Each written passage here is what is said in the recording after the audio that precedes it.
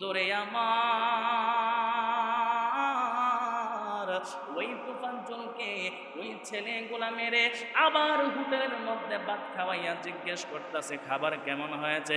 ওই খাবার ভালো হয়েছে, পেট করে লোকটাকে খাওয়াইছে। ওই লোকটা মনে মনে চিন্তা করলো, তারা আমার এত আদর করে খাওয়াচ্ছে, খাওয়ানোর পরে মনে হয় আমাকে তারা ছেড়ে দিবে। ইন্নাদ্দীনা ইনদাল্লাহিল ইসলাম, নিশ্চয় আমি আল্লাহ রাব্বুল আলামিনের কাছে একমাত্র মনোনীত ধর্মই হলো ইসলাম। জবান খুলে বলেন না সুবহানাল্লাহ।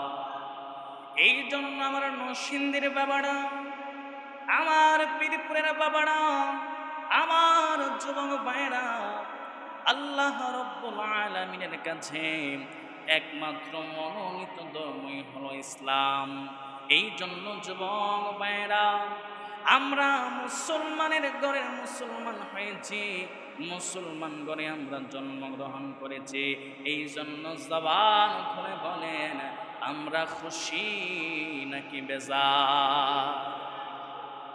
এই জন্য যুবক ভাইরা, মুরব্বী আব্বুজিরা, মুসলমানের ঘরে আমরা মুসলমান হয়েছি, কিন্তু আজকে দেখা যায় মুসলমানের ঘরে জন্ম নেওয়ার পরেও, আমরা এত সুন্দর ইসলাম পাওয়ার পরেও আমরা ইসলামের যে হক, সেই হক আমরা আদায় করতে পারি না। ঠিক কিনা বলেন?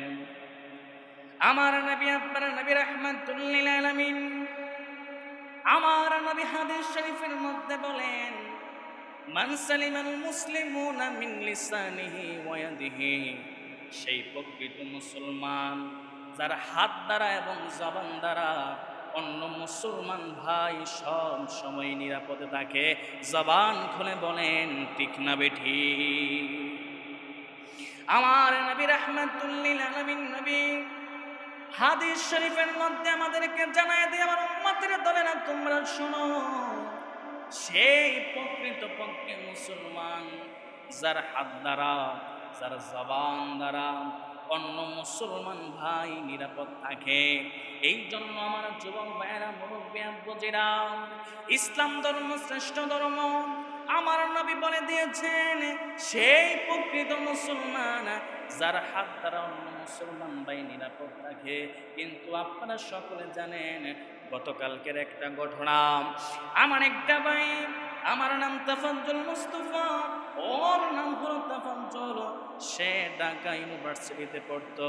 তার বাবা দুনিয়া থেকে বিদায় নিয়ে চলে গেছে, মাটাও দুনিয়া থেকে বিদায় নিয়ে চলে গেছে। একটা মাত্র বড় ভাই ছিল, যেই ভাইটা সরকারি কর্মকর্তা ছিল, ওই ভাইটা দুনিয়া থেকে চলে গেছে। ওই ভাইটা দুনিয়া থেকে চলে যাওয়ার পরে ওই মানুষটা পাগল পারা হয়ে গেল। ওই মানুষটার মানসিক ভারসাম্য হারিয়ে ফেলল। ওই মানুষটাকে ওই ঢাকা ইউনিভার্সিটির কিছু পোলাপান ধরে ধরে ধরে ধরে এমন ভাবে লোকটাকে মারলো, লোকটাকে মারতে মারতে একদম বেহুশ করে দেওয়া হলো। আবার তার জ্ঞান ফিরে আসলো। জ্ঞান ফিরে আসার পরে কেমন নির্মমভাবে তারা লোকটাকে হত্যা করেছেন একটু শোনেন। ওই লোকটাকে আবার নিয়ে ক্যান্টিনে নিয়ে ভাত খাওয়াইলো। ওই লোকটাকে ভাত খাওয়াচ্ছে, আবার জিজ্ঞেস করতেছে খাবার কেমন হয়েছে। ওই লোকটা বলতেছে খাবার বড় মজা হয়েছে। ওই খাবার কেমন হয়েছে? ওই খাবার বড় দারুণ হয়েছে। ওই লোকটা জানতো না ওই খাবারটা তার জন্য জীবনের শেষ খাবার। মুসলমানের ঘরে আমরা জন্ম নিয়েছি, ওই মুসলমানের ঘরে জন্ম নেওয়ার পরেও আমরা কেমন নিষ্ঠুর হয়ে গেলাম, আমরা কেমন পাষাণ হয়ে গেলাম, আমরা পশুর থেকে আরো অদম হয়ে গেলাম। বন্ধুরে আমার, ওই তুফানজলকে ওই ছেলেগুলা মেরে আবার হোটেলের মধ্যে ভাত খাওয়াইয়া জিজ্ঞেস করতেছে খাবার কেমন হয়েছে। ওই খাবার ভালো হয়েছে, পেট করে লোকটাকে খাওয়াইছে। ওই লোকটা মনে মনে চিন্তা করলো, তারা আমার এত আদর করে খাওয়াচ্ছে, খাওয়ানোর পরে মনে হয় আমাকে তারা ছেড়ে দিবে। কিন্তু যেই মাত্র লোকটার খাবার দাবার শেষ হলো, লোকটা মন ভরে খেলো, তৃপ্তি ভরে খেলো। খাওয়ার পরে ওই লোকটাকে আবার তারা এমন ভাবে মারলো, মারতে মারতে দুনিয়া থেকে বিদায় করে দিল। জবান খুলে বলেন না নাউজুবিল্লাহ। তো চিন্তা করে দেখেন, একটা মানুষ কতটুকু নিষ্ঠুর হলে একটা মানুষকে এমনভাবে মারতে পারে। আপনারা সকলে জানেন, গত 5 দিনের মনে হয় ঘটনাটা।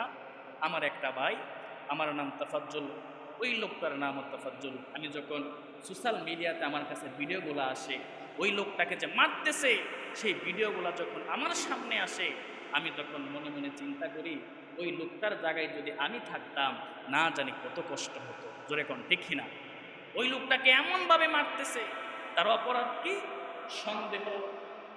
ওই লোকটাকে সন্দেহ করলো, করার পরে ওই লোকটাকে মারলো, মারার পরে আবার লোকটাকে পেট ভরে ভাত খাওয়ালো, খাওয়ানোর পরে লোকটাকে আবার এমনভাবে মারলো, মাইরা দুনিয়া থেকে বিদায় করে দিল। জোরে কন্যা নাউজুবিল্লাহ। এই জন্য যুবক ভাইরা, আমরা মুসলমানের ঘরে জন্ম নিয়েছি ঠিকই, আমরা শ্রেষ্ঠ ধর্ম ইসলাম পেয়েছি ঠিকই, কিন্তু আমাদের মধ্যে সে আদর্শ নাই।